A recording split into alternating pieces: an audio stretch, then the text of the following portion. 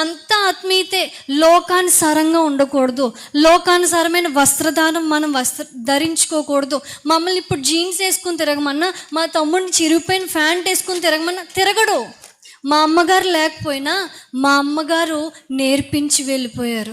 మా అమ్మగారే వేసుకోమన్నా సరే వేసుకోకుండా అంత ఆత్మీయంగా పెంచారు. బట్టలు వేసుకునే ముందు ప్రార్థన చేసుకోమనేవారు. తండ్రి, నేను ఈ వస్త్రాలు వేసుకుంటున్నాను కదా, నన్ను చూసేవారు నిన్ను చూడాలి.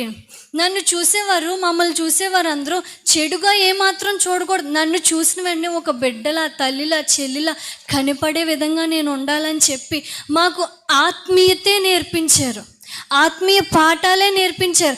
ఆ పాఠాలే ఈరోజు ఇంత మంచి స్థాయిలో కావచ్చు, ఇంత మంచి ఘనతను కావచ్చు మాకు ఇస్తా వచ్చినాయి. ప్రతిదీ ఆత్మీయంగానే మమ్మల్ని పెంచారు. అలా అని చెప్పి ఎంత ప్రేమ చూపేవారో అంతే స్ట్రిక్ట్గా ఉండేవారు మా అమ్మగారు. చిన్నది తేడా వచ్చినా సరే మామూలుగా ఉండేది కాదు. ఎంత అలా అంటే, చర్చిలో ఇప్పుడు కూర్చుంటాం కదండి, కూర్చుంటే మనం ఏం చేస్తాం, ఎవరైనా పాస్టర్ గారు వస్తున్నారంటే చప్పలు కొడుతూ వెనక్కి తిరిగి చూస్తాం లేదా? అందరూ వెనక్కి తిరిగి చూసాం అనుకోండి, ఇంటికి వచ్చాక నువ్వెందుకు వెనక్కి తిరుగుతున్నావు, ఎందుకు నవ్వుతున్నావు? చిన్నది దాంట్లో కూడా మనం ఫాల్ట్గా ఉండకూడదు.